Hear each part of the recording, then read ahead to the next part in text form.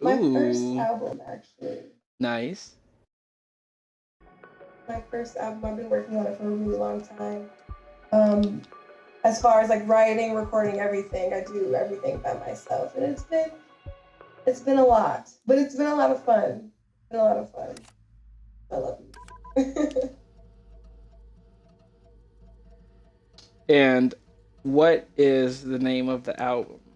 I'm dying to know. It is called "Welcome to My Bedroom." Plot twist, I already knew the album name. I already knew it. Yeah, actually, like help me. I feel like I'm your unofficial biggest fan. I mean, I would say official. I would say official. Okay. Well, I mean, if Dear Anna's saying it's official, then. Yeah, I think you're for sure my biggest fan. My most plays definitely come from where you live. So whenever I check my Spotify,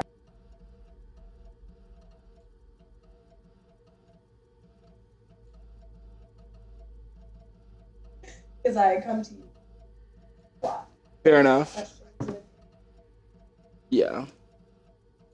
Sorry if there was a weird cut. Uh, Dee was just saying that she can tell that I'm one of her top fans because the city pops up a lot when she looks at her analytics. Well, that's cool. That's good to know. How many tracks can we expect on this debut album? 9 tracks. Okay. Supposed to be seven. Seven's my favorite number, but um, there's some other songs that kind of needed to be on the album. So officially 9 tracks. Um, all written at entirely different times of my life. The oldest song on there was written when I was 18.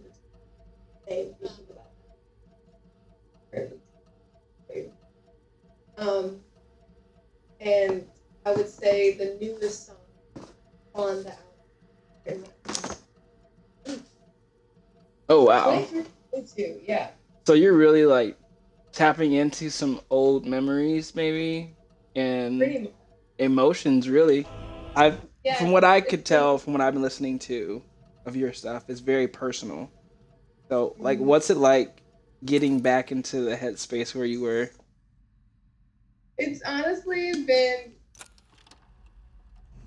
kind of like freeing, almost like some closure is happening there. Yeah. Um, and it's almost like you're watching a movie with yourself. You know, like you're seeing yourself on TV. That's how it feels like performing and writing and recording things so far removed from like who I was when I written these songs. It's almost like I'm watching the story unfold, Mm-hmm. and re experiencing it is just, I mean, it almost makes me feel like I'm closer to my spiritual person. Like I kind of sound like a hippie most times when I talk. um, that's just, yeah, I feel very close to myself. I feel like I understand myself better now that I'm like re experiencing these very personal, romantic, sad, nostalgic feelings as a different person. I am not the person. Right. Yeah, that's what I was kind of. It's like pretty on brand for what I was thinking.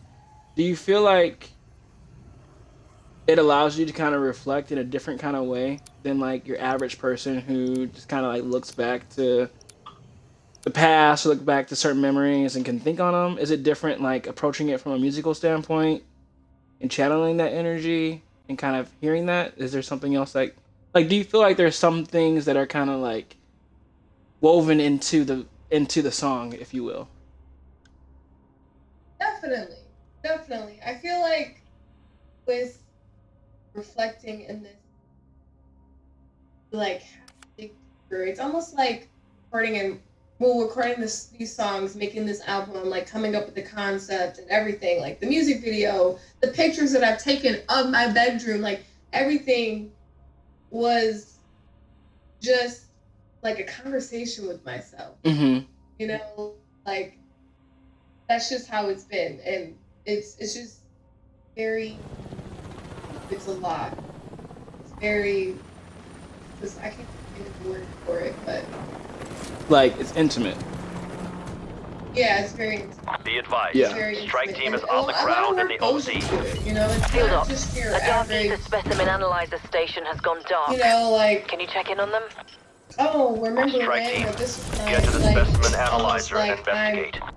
when I'm channeling this energy or like channeling these songs, I'm channeling the emotions, why I chose the wording, you know, like why the lyrics are the lyrics, like who was I talking to, like what did I really feel when I was experiencing this? But I feel like when you're having an experience, you're having a moment, you know, Right. you're so focused on being present, you can't really digest or understand like what you're experiencing physically and mentally. I Right. think the easiest way to really like digest and understand is if you wait to reflect on those experiences when you're a different person, you can just really get into it. But it also helps that I'm a journal person. Like I free write pretty much every day. And I have I was 18. And when I'm free writing, I'm Those were like our people, strike doing team. like automatic Settle the writing score. instead of making creative writing class. I just stream of content. Like I just let the words come out, and usually those journal entries. So Hmm. like I will look back on the journal, look at words that look like lyrics, and then look at what I was feeling. Whenever I'm journaling, I always make sure to like write what I'm feeling, how I'm feeling, you know, and just write it in a way that makes sense or however it wants to at that time. Right.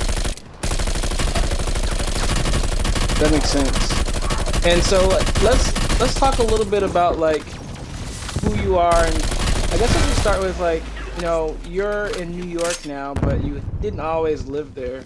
And I gotta believe that some of the places you've been really influenced your work. And so tell us a little bit about how you ended up in New York. When I was living actually in high school, we had to write these time capsules, and it was supposed to be like 5 years in the future. When I wrote mine, I was 17, and it was to a 22-year-old D, and it was Hmm. like, oh yeah, you're probably in New York, like living in a loft by now. And I wasn't 22 when I lived in New York. I didn't move to New York until 24, but when I like read the time capsule, by the time I was in my first year in Texas, I was really just like, I have to do this. You know, I wanted to do New York immediately out of college, but I was honestly a little afraid. And I didn't think I was ready. But I think that the timing all worked out because although the pandemic literally started 2 months after I moved, Hmm. um, it has helped me in my creative process and also You got it as too I lost close. my job. Right. It was getting help. And I was able to like upgrade a lot of my music stuff. I got clients, actually worked on my music and focused on my music. Like the beginning of the pandemic, I made it my mission to get this out. And all I wanted out of like moving to New York was to grow as a musician. Hmm. And the fact that I got to do that the second I got here, I'm so happy.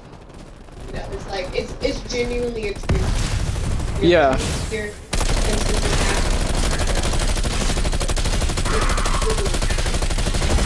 And obviously Threat nobody eliminated. like expects things to like nobody has dreams like that and then expects to move during like a pandemic or a global lockdown. And so like how has that really shifted your mindset? Has it altered anything for you, or has anything emerged from this type of environment as opposed to the New York that you imagined when you're in high school or earlier? for sure. I mean, I would like before the pandemic hit, I was getting real antsy with um New York and just how many people and the culture here is so insane. And the pandemic slowed everything. And I realized several things. But I would say the most important things I realized would be that time and taking your time and slowing down and just like taking a step to just breathe and really absorb then dive in is so important. And had the pandemic hit, I would not have done that. I would have just like head first, and I probably would not be as far as long in my recording and sharing process. I probably wouldn't even have, like I have to be on tomorrow. Ooh. Whoop. Plug it. It also made me realize that like New York will never be my home for the rest of my life. Yeah. I'm giving myself like 5 to 6 years here, unless I get like some great job that I have to figure like the job in the industry or something like that. But yeah, I honestly, like New York is fast paced. Yeah, that's fine. I'm a fast paced. I'm fast while everybody else is around me slow, which kind of makes life easier.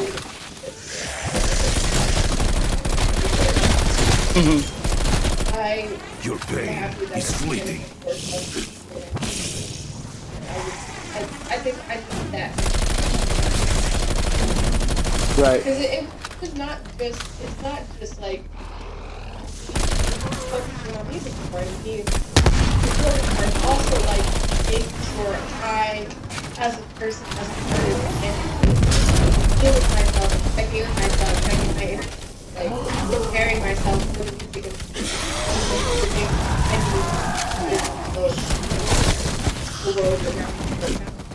What are other things that I could focusing on that could, that I can't play shows right now. I can't do this, but like there's other things that would benefit my music career, and I find as an artist, like how can I do this? There's a lot going on. Right. As my music ever takes off, like it's a lot.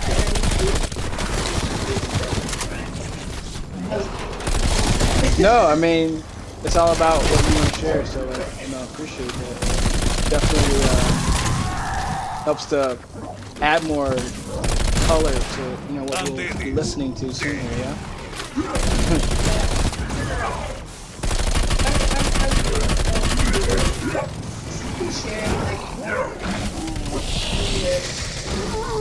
I'm all about being consistent, vulnerable, and being personable. Like I really want to be that artist. Like Right. all my favorite concerts have been intimate. They've all been I probably get to meet the artist afterwards if I stick around. Like I want to really embody that, and I want my music to embody that, and I want people to not only like my music because it's good, because like they feel like they're my friends. I don't want fans. I want friends. I want people that feel seen. Right. By hearing music, and when they come to my shows, they feel like it's not just like, oh my god, I'm here because Kieran is the best musician ever, right. Or because of the lights. I want them to be there and enjoy. I'm afraid your men are down, Ray. My team will complete the specimen analysis. Anywhere Roger else. that, Weaver. Strike team, grab the specimen and place it in the analyzer. The process is automatic and will transmit any genetic data to our lab. Very specific with my lyrics and with my music. Yeah. The intent really is what's the driving force between the differentiator rather for a lot of musicians. Like, the intent, what changes like how people interpret it, and the type of people that you want to appreciate what you have to offer as well. So I definitely respect that. I feel that. Okay, so we know a little bit about logistics, and we talked about the content and kind of where you are in your headspace when you're writing this album. What do you really want people to take away from it, other than the fact that it's not like, oh, like Dear Anna's the best ever, but like, what is it that you want to share with everyone? Your album is called Welcome to My Bedroom, like already personal, it's already intimate. I just don't let anybody into my bedroom, especially with shoes on. So like, you know what I mean? Everybody has their own rules about their room, but like, it's something about a master bedroom or like your bedroom as opposed to like a guest room or like a media room. Like there's some different things people think about, and so like, why that title, and what do you want people to really take away from your bedroom? The main reason I named it that is because I literally have written for everything in my bedroom. Okay. The second reason is because my bedroom inspires me. My bedroom comforts me. My bedroom is where I experience all of my emotions. I'm one of those people that wear a mask. I wear a mask where I'm interacting and communicating, and when I'm around people, I will wear a mask, and then I come to my bedroom and I Oh dear. am self, The specimen's retained vocalization ability. and I felt like my It's sending bedroom out some kind of signal. and It's ringing the damn dinner it does, like literally down Strike team. Hostile to moving in. design. Protect the station until data Like upload I is have complete. something that register my like favorite colors, decorating. As a kid, I always wanted to be out. They're attacking the station. There's a lot of flat, and I have a video game set up. I love video games. Although here is like form, like just it is. Got you. And that is why. Remarkable. It is communicating. I felt it was that, and also That like translates to all baddies on the way. You are dead meat. we're writing about experience that happened in a bedroom. Right. There's a lot of romantic songs, and I guess like I just want people to figure out or think about, reflect on like what is this? I didn't be a better person. Like you're less likely to put out negative. Right.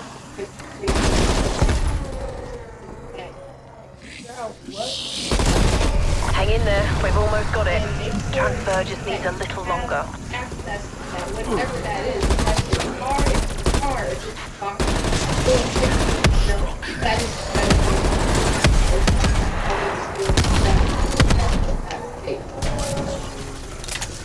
Right. Yeah, and I guess it's safe to say, like, since you've lived in so many different places, your bedroom is like a figurative space as opposed to like a little, like literally this room. It's more so like where your bedroom has been over the years.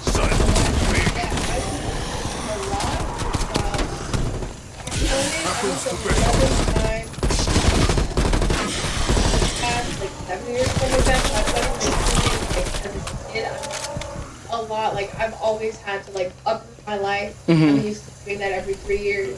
And the first thing I do to move is like this is my bedroom. And not go to bed until like my bedroom is Set up. Yeah. like it's set. Like, and I literally everything I can the wall, my bed or stuff. And no matter where I'm living, I have so many nightmares.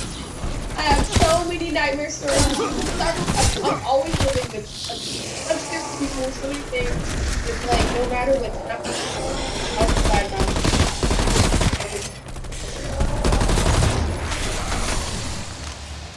Right. That should be it.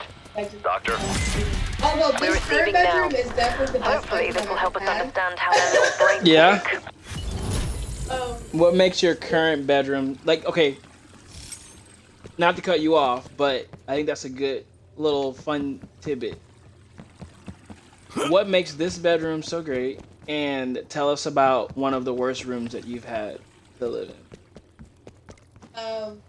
This bedroom is so great because it's really best. And I have floor space. I have space for my ulcer. Like it's just the perfect space.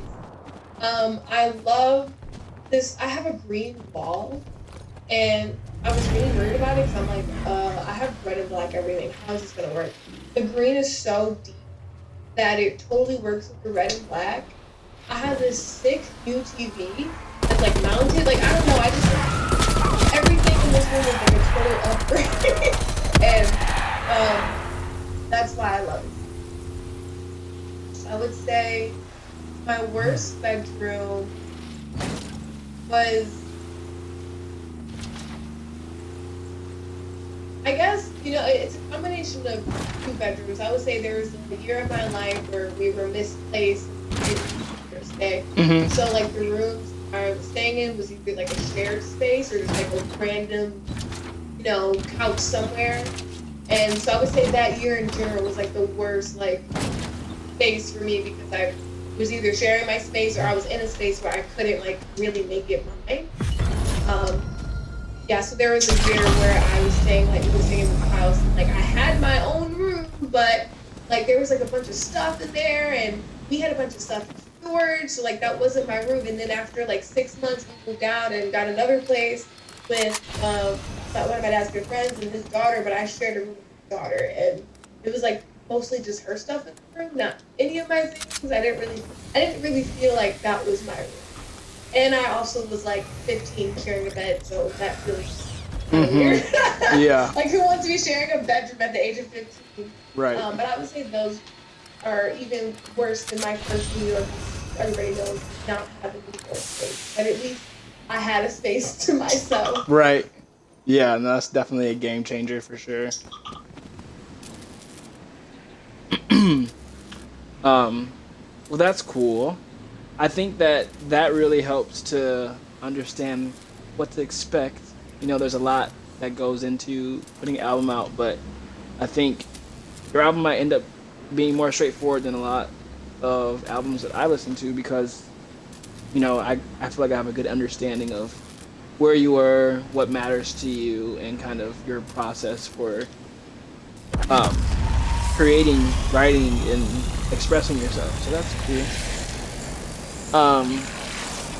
That being said, I did pick my words very wisely at the beginning of this because I said that normally we're joined by other gamers who are playing the game with us.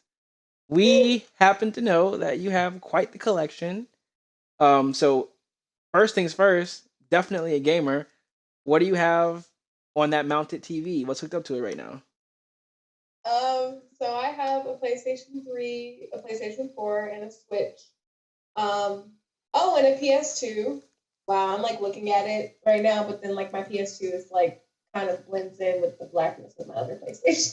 Gotcha. Okay. But yeah, I also have a 3DS handheld that I will never ever get rid of. I don't care that I have a Switch that's basically the same thing. I'm never getting rid of my 3DS.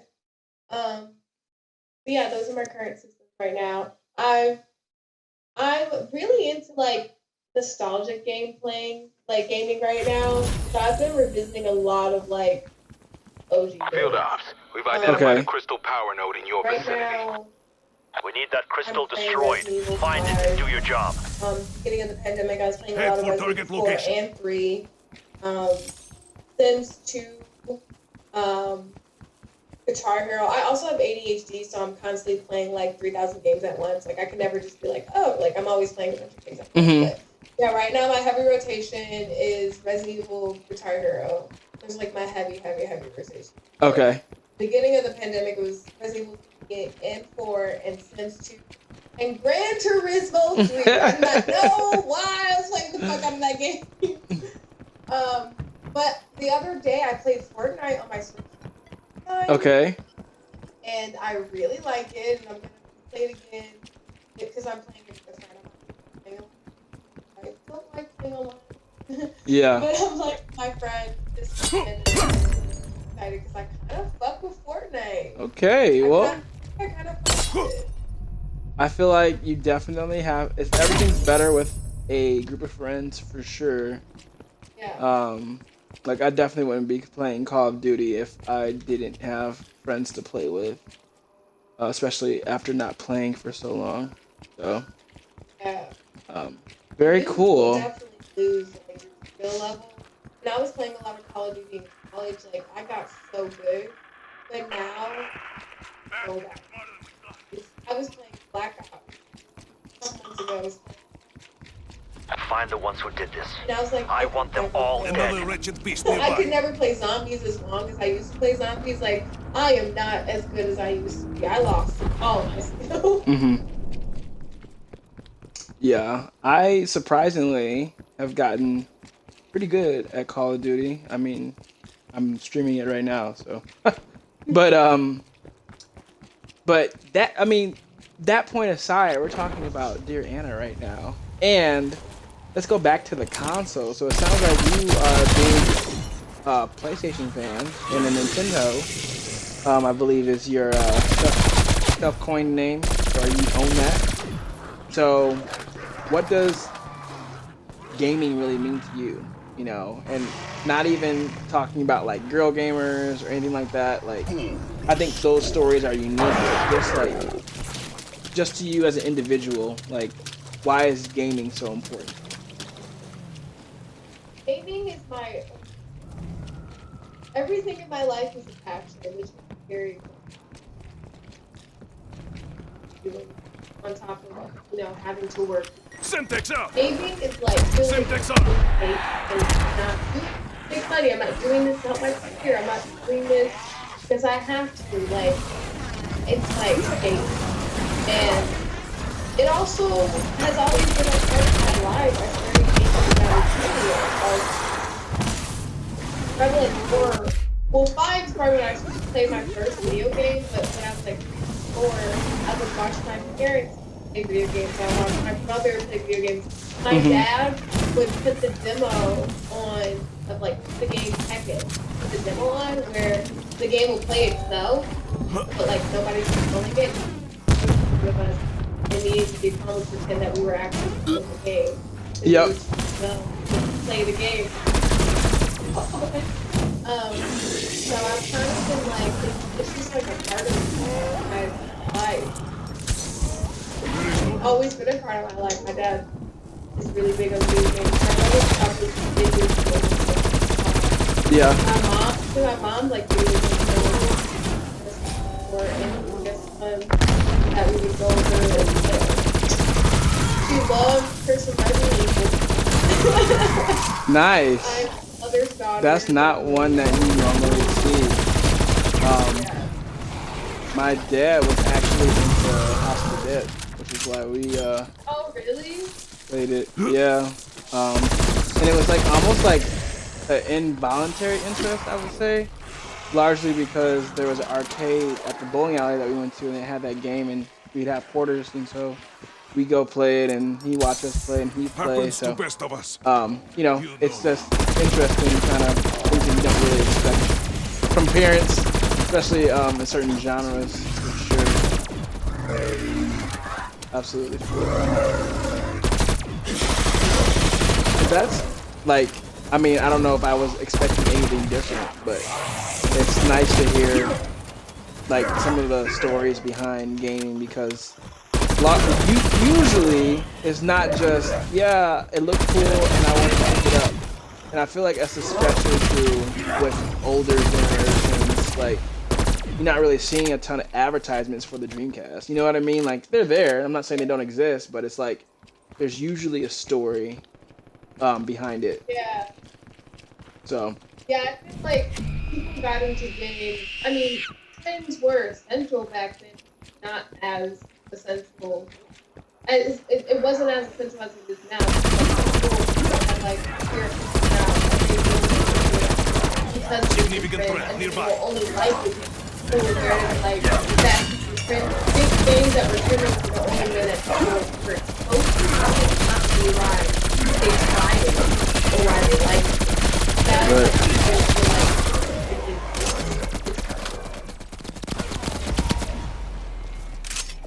Good kill.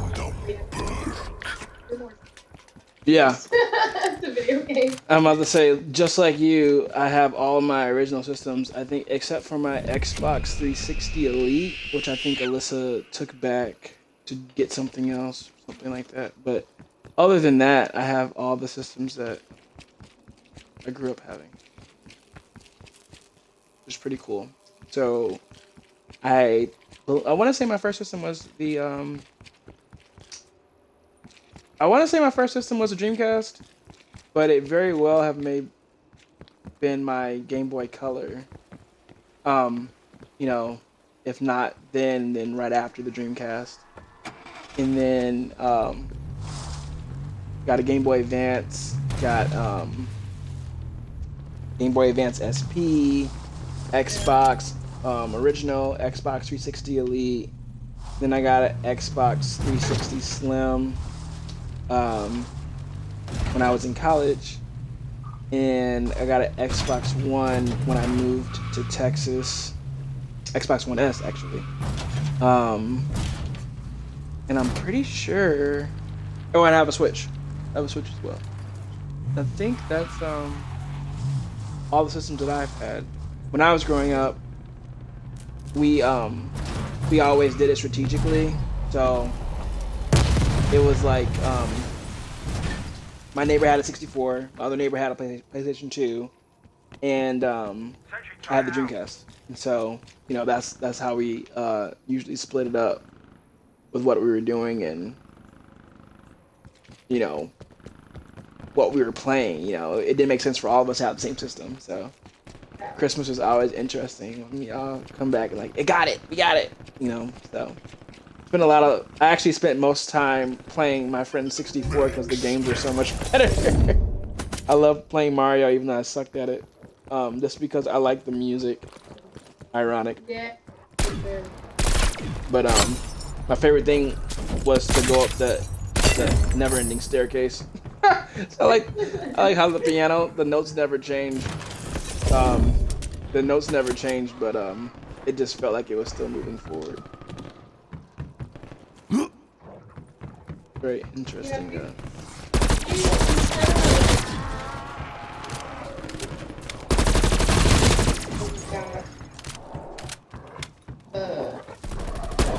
Then we got and so and then I will never forget PS2 launch date. My dad takes us to GameStop and trades in the 64 PS2 and I was so Oh like, no. Mario Kart, Dad? So how am I gonna play fucking Mario Kart? Like what am I gonna do now? But long and behold, PS2 is my all-time system because it has the best games and no regrets.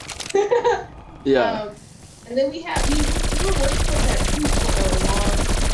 Like we didn't get the PS3 when it came out. We raced behind the Xbox 3, but we got it when like the Wii came out and nobody was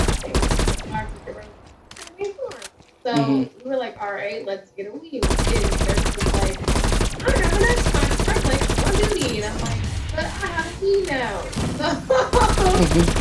But I didn't get my PlayStation 3 until well after, like, we got it in 2012. And my dad was the only one that played PlayStation games. Yeah. So I actually own all.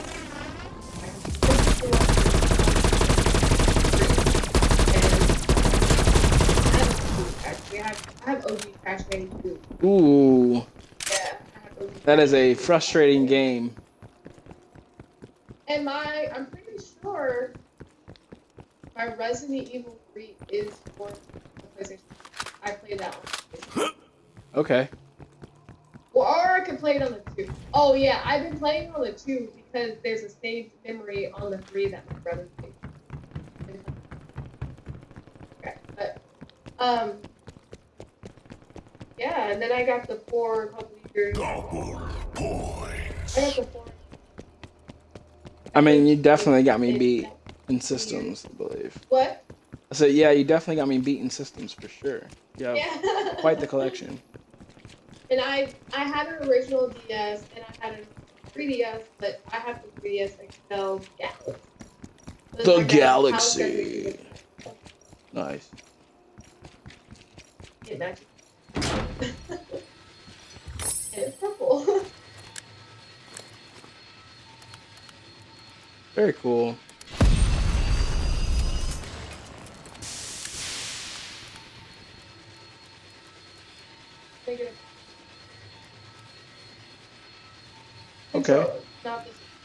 Okay. Okay. Speaking of tattoos, I know you have a couple. What's your favorite tattoo? What's your most favorite tattoo? Yeah. And that's the one that you reminds you of your mom, yeah? Yeah, so my mom had a rose egg top.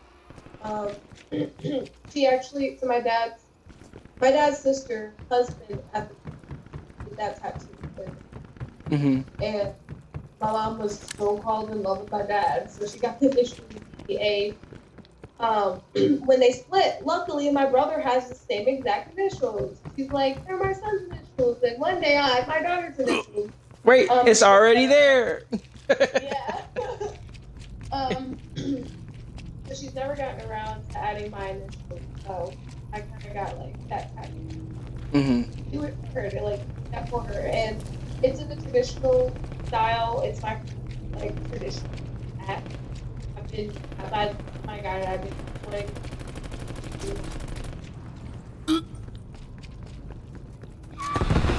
I like this tattoo too now. Like really just back in the time. You know how I feel about dog. Yeah. I should look. Marking shotgun. Yeah.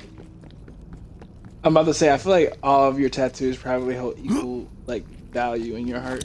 We all make mistakes. Yeah, a little bit. I mean, I'm one of those people that like my tattoos are symbolic of things that I enjoy in life, things that like help me life, or or just like just some things that are important to me. I also have other tattoos.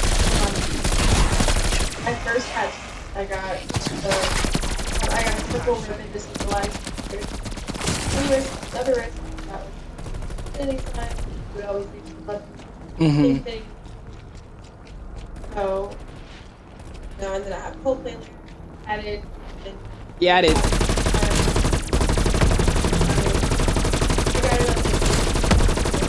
My anniversary with Coldplay. I celebrate the day that I fell in love with my favorite band. Plant the charges on the dark Yeah. crystal. We need that portal closed yesterday.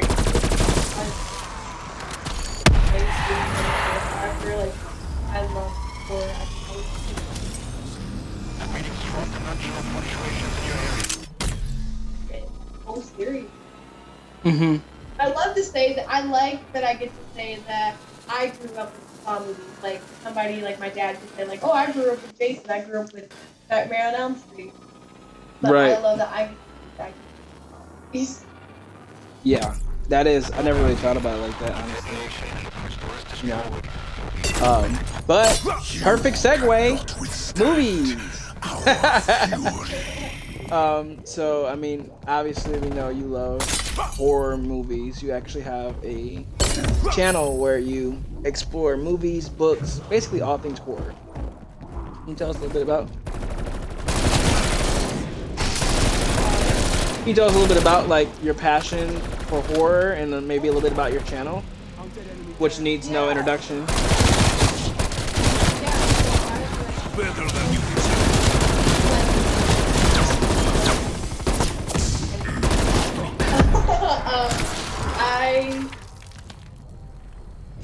I've always loved horror. I've always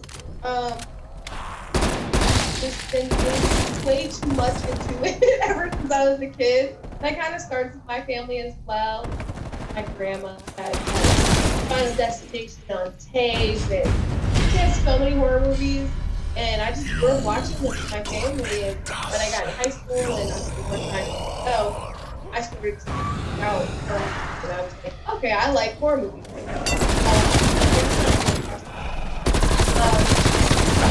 But the shift came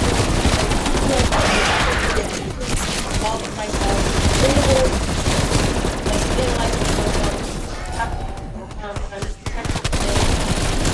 I went through a lot and I was kind of having an identity crisis and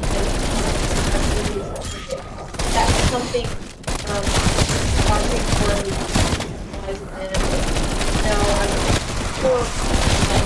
slightly changed my exercise there and that amazing people someone that I met there actually I'm really good friends with now actually and it really opened me into the whole world of like horror I didn't even know existed.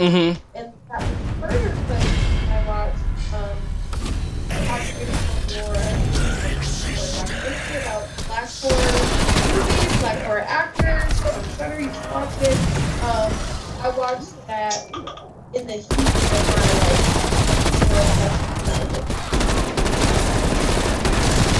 Black Lives Matter and talk about her. I want to be a part of like the Black horror community. So, that's my YouTube channel.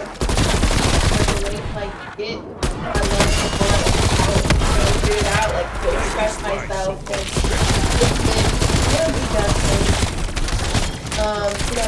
it doubles as a hobby and a job. You know, like my music is just straight job. Mm-hmm.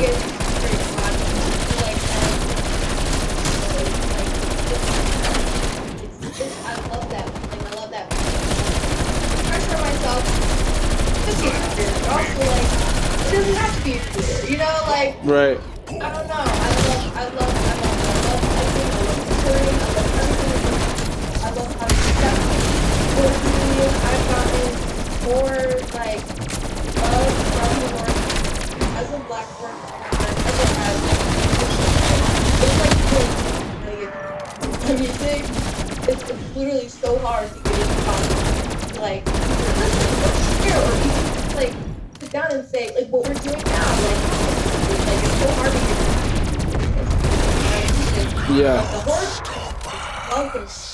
I feel on podcasts. I like have conversations with people about horror that are in the industry, working in the industry every day. Like I really feel like, you know, if I put the right steps forward and like really put my energy there, I have a shot to keep like writing, directing, you know, critiquing horror films and as a Welcome like back. creator. That crystal is history, Carver. Nice work. Ethereum infestation levels are receding across the region. Right. Now at least. Yeah, that must be a nice. That being said, you know, obviously I'm familiar with a lot of aspects of your life, but some people aren't. But you actually have quite a bit of interaction with some high-profile names. You know, who are some of your most influential supporters of your channel? Like, who have you been talking to that people might know? Well, there's one person I can't mention at all, but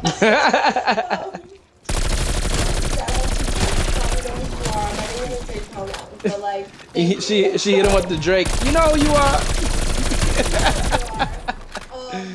Oh my gosh. Recently connected with very nice, amazing writer, director, also a theater person like me. Mm-hmm. And he's introduced me to Monstrous Films, which is this whole like horror media. They like vlogs, they have a podcast. Like they're just amazing entirely in the industry working.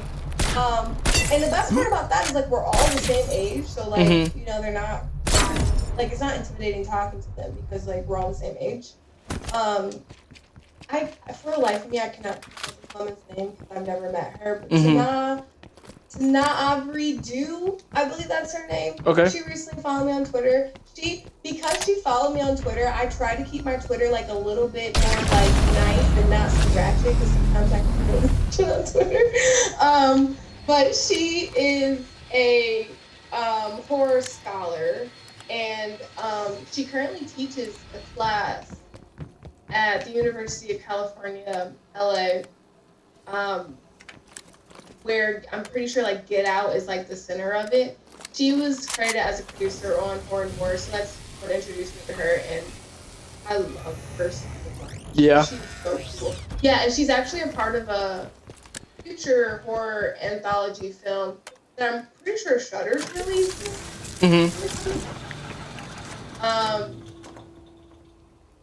Adam Winger doesn't follow me. He's interacted with my tweets. Nice. Same for Leo now. Which are my favorite directors. More recently, the director of that Shudder film, Host, he followed me. And the director of Haunters, which is a documentary I recommend for anybody that likes haunted houses. Haunters is such a great haunted house documentary. But the director of that recently told me. Nice. Kinda cool. Yeah. Where do you see Ghosty as a entity in the next 4 years? 4 years, 3 years. Yeah. Um, I hope to be writing and publishing for a major horror, type thing or something. And I want my YouTube channel to be like huge, like household YouTube name, pretty much at that point. Nice. I mean, I eventually want to be writing and directing horror films, but I want to save that time of my life post my music career because I feel like I would be older and I would like to use my experiences as a person to like help write good movies. So I don't really want to write or direct anything. We'll say that for like the 60s. Yeah. Like when I'm years old or something. Nice. I feel like we've explored every medium of creativity in this conversation, which is hard to do, I feel like. And it also is evident that there is a lot of passion behind those things, which is also rare because usually people can only give so much of themselves, and naturally some things end up getting watered down, but it seems like even through that you're able to give the things that you love the appropriate amount of energy that they deserve, right? So how do you part of that is also like being in tune with yourself. How do you like to unwind? How do you like to clear your mind, and how do you know when you're spreading yourself a little too thin? I pretty much check in my energy like every day. Like that's the first thing I do in the morning is like, where can we take on today or do we not need to take on today? Today I'm working from bed instead of at my desk because I was like, I don't have the energy to go work at a desk today. I kind of want to just be in bed all day. And that's me. Requiem disruptor satellite ready for Apex target. Our team's on route to the uplink. We'll bring the dimensional disruptor online. A lot of it is just like daily self-reflections. Are we getting burnt out? Are we doing too much? Because I do a lot, and I like doing a lot. Sometimes I just think too much to prioritize. What is important to me right now, or what would make me feel better if I'm spreading myself too thin. I need to cut something out. Like, what's the thing that's gonna, I can benefit mentally. Waypoint marked. The most. Things like that. But I like doing it. I think it has to do with I just have a lot of energy. Yeah. Well, it seems like you have a good system to kind of make sure that you're balanced out. I actually know that although you write music, you also spend a lot of time journaling as well.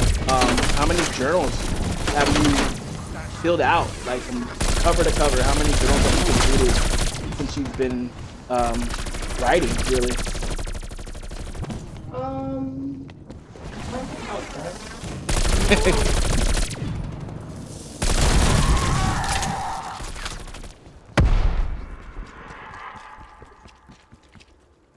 So 6, and I'm working on my 7th one.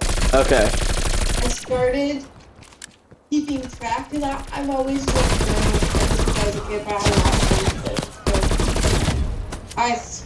it officially started in 2013.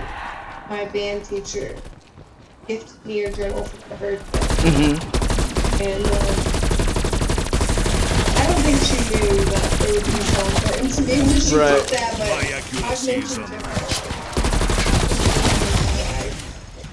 Because before this, I would type out my thoughts. Like I have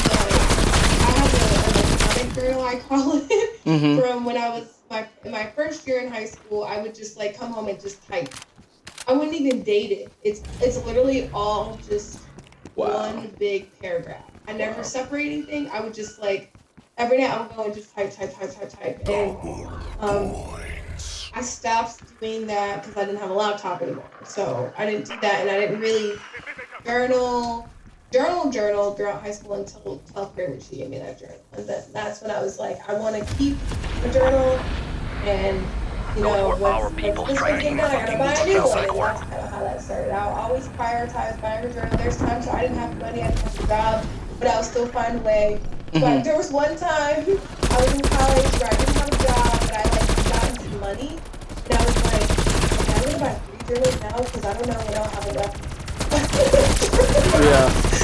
So I bought 3 journals, and it was one of my biggest regrets because the next year I ended up like a little more financially stable, not a lot, but I like wanted to buy a new journal, but I didn't need it because I like had 2 journals that I already hadn't even filled out already, and then I ended up buying Better than you deserve. I'm not gonna use the journal that I bought instead.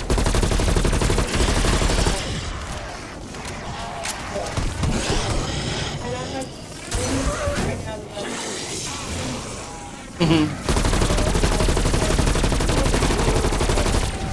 So now you have a genre-based journal. exactly. Wow. I have the songwriting journal, and I have a poetry journal.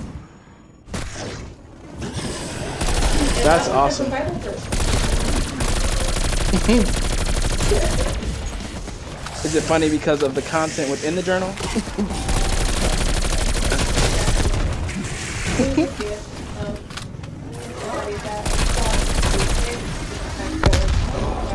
Yeah. And I was like, oh, this is great.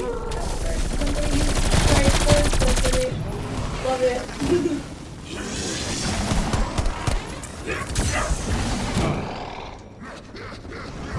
That's cool. So, journaling. You just have, it seems like you have quite a bit of time almost. There's a lot of things that you do.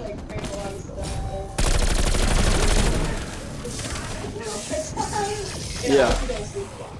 Yeah. No sleep. Okay.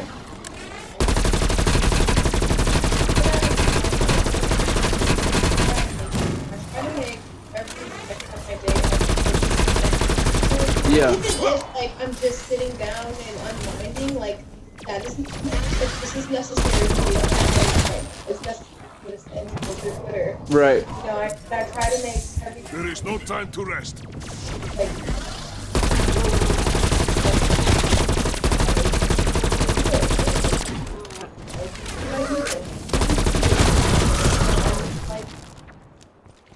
share some love. Mhm. I'm gonna spend some time talking on the phone with a loved one. Right.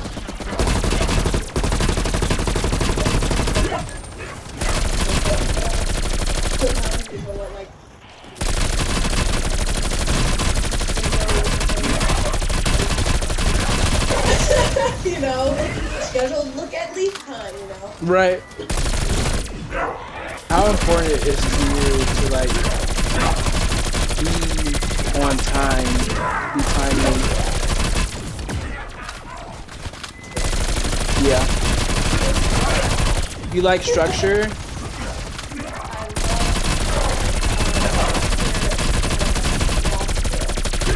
Yeah. Mhm. I not I usually get at 8 o'clock and Right. at 8:30, you need to be in the bathroom. At 8:45, I have to finish it. Like, it used to be like that. Now it's like, all right, in these 2 hours, these things need to happen. No, just Right. so I'm not so.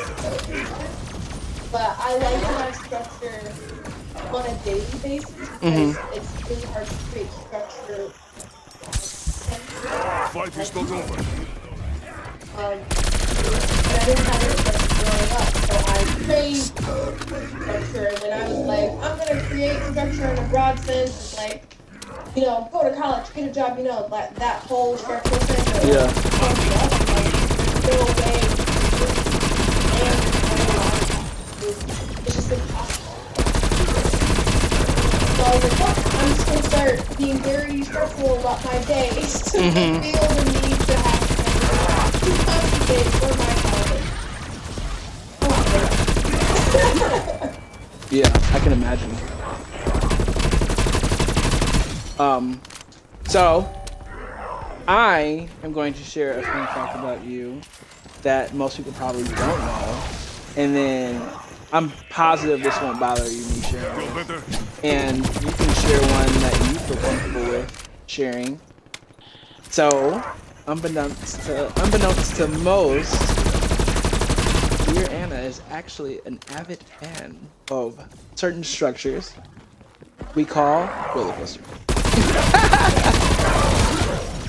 Tell us about your love-hate relationship with roller coasters, and what roller coaster company or builder is your favorite and why?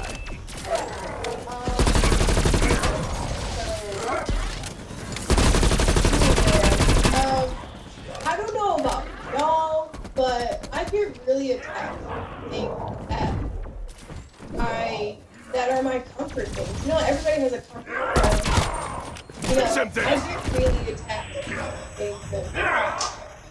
Because when I can't go into a career a couple years ago for mental health reasons, and I was like, anytime I want to go to school, I was like, this is what we're gonna do. Your attention. And learning about relationships is so complicated. I was not Now, expecting seek vengeance. this so much. I don't like riding roller coasters. You don't like riding roller coasters. You don't like riding them. What?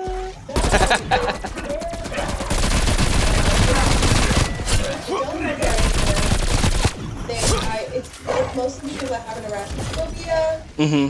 I'm not gonna go into details, but I have an arachnophobia, and that is so but also so I'm not really riding roller coasters. I love watching them, and I love learning about them. And I guess like looking back, and I've always kind of liked watching roller coasters. I would always go to the amusement parks just to watch them. Like, I just always thought the takeoff was so cool, so like exhilarating, although I wasn't on it. Yeah. But this like obsession with knowing everything about roller coasters really so left field to me, and kind of like that I have a lot of knowledge on roller coasters. Mm-hmm. And I briefly lived right by Six Flags over Texas, which is like a pretty popular park. And that kind of helped influence that because I could literally see Titan outside my window sometimes, and I could hear people screaming. Like, it was so fun. Yeah. My favorite roller coaster is definitely Not Intamin? It's a tie between B&M and Intamin. It's a tie. Okay, Because I'm about to say. Millennium Force was like one of the greatest coasters of all time. The B&M also made like the Raptor and Arnhem. I can't say it. I can't say it. Undead is Has dead. the new Texas Giant. Bonus point. Be ready, strike team. Yeah, I can't. Requiem Fair satellite enough. will bring an apex threat into our reality. You are authorized to terminate the HVT, strike team. Okay, I'll take that. I Dead think is that's not fair. alive.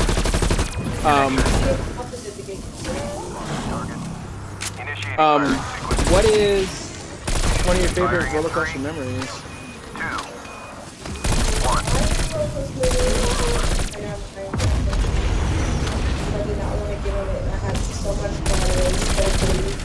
And that is one of the only coasters I just not realize. Looks like And it's not everybody's like, the Iron Dragon! It barely gets 69 Yeah, exactly. But it's so free. I love Iron Dragon. It's like one of the few suspended. If I'm not mistaken, it might be the only suspended coaster, aerodynamic suspended coaster in that's actually running right now. And I fear that we're gonna lose it this year. Yeah, that's what I heard too. Actually, As they, coasters age out, and Iron Dragon is for up there.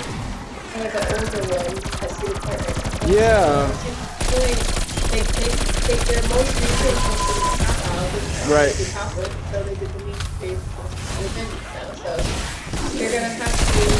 They're probably not gonna. Oh wait, no, they're getting a new Snake. What do they call it? They're getting like Snake River Rapids, where Snake River Falls used to be. I think that's it, which is like a water ride.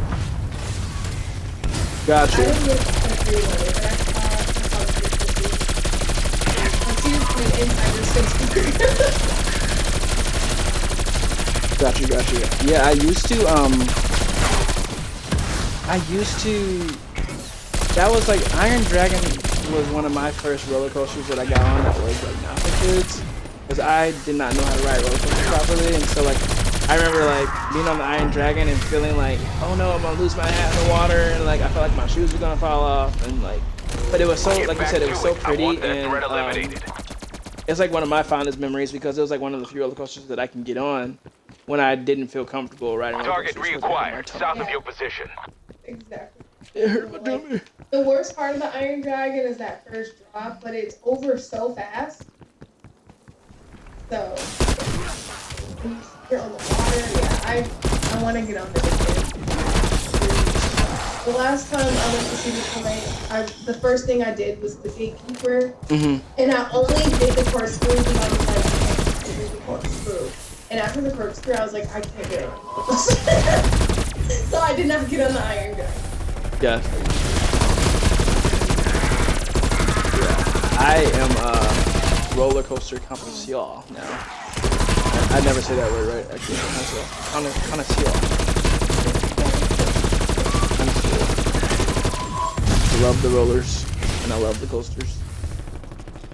Love the roller coasters. Maybe one day.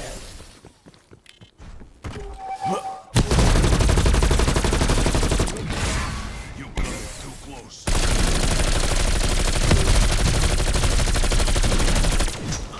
Oh, this guy is a jerk.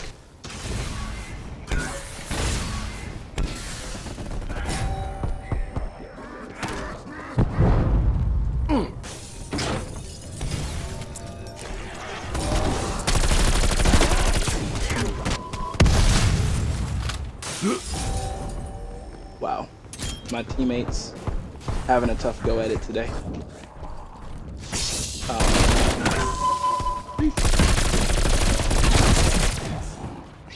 But that is awesome. I feel like we've explored many different facets of Dear Anna, and it's just nice to get a little more to the story. So, when is your album actually coming out? Like the date and time? March 26th at midnight. And then the following Saturday I'll be live. So, where I actually don't know what details yet. But I'm either going to just play the songs on the album but there will be a live show and an open studio.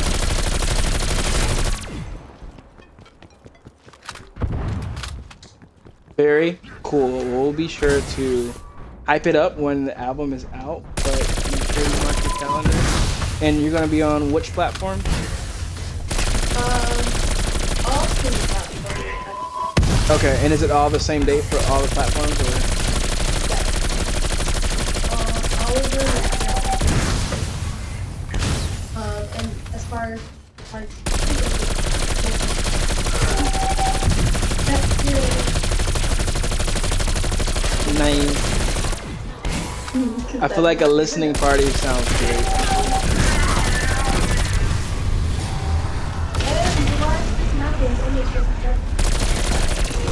It's moving. Follow that energy trail. We all make mistakes. Yeah, I'm really excited. It's been a long. Target reacquired northeast of your position.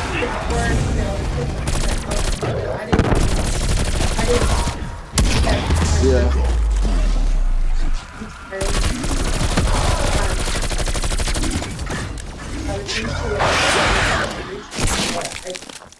Where I'm at right now, I just collaborated.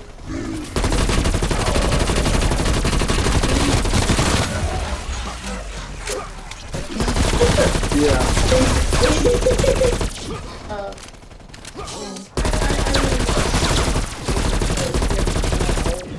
Wearing this would make me.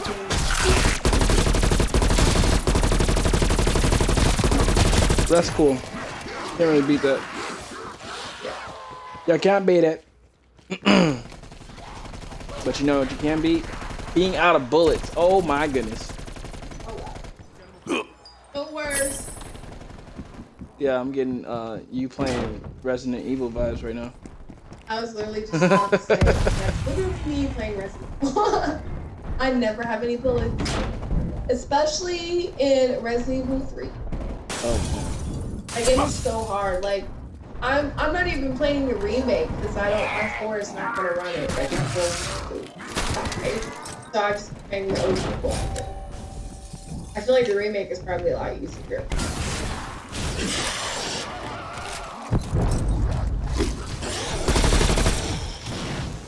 Yeah, I am not a fan of survival horror. My sister is, however. She loves. I don't want to say she loves them, but she plays them. So I guess if you play them, you gotta love them because it ain't for everybody.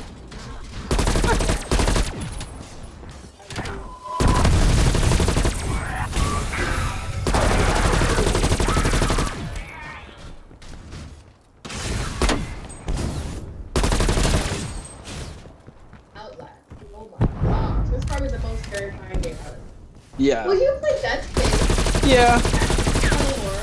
But it's largely because I just really like the character development in that game, and yeah, it's definitely an acquired taste. I have to say it's like one of the most survival horror games I'll play. But yeah, man, it's definitely an acquired taste. Dead Space, wow. Been a long time. Actually, only reason I played Dead Space 3 is because it was co-op. Yeah, I played by myself. That's the only reason why I played it, because I wanted to play the game so bad, but I just didn't want to play it by myself.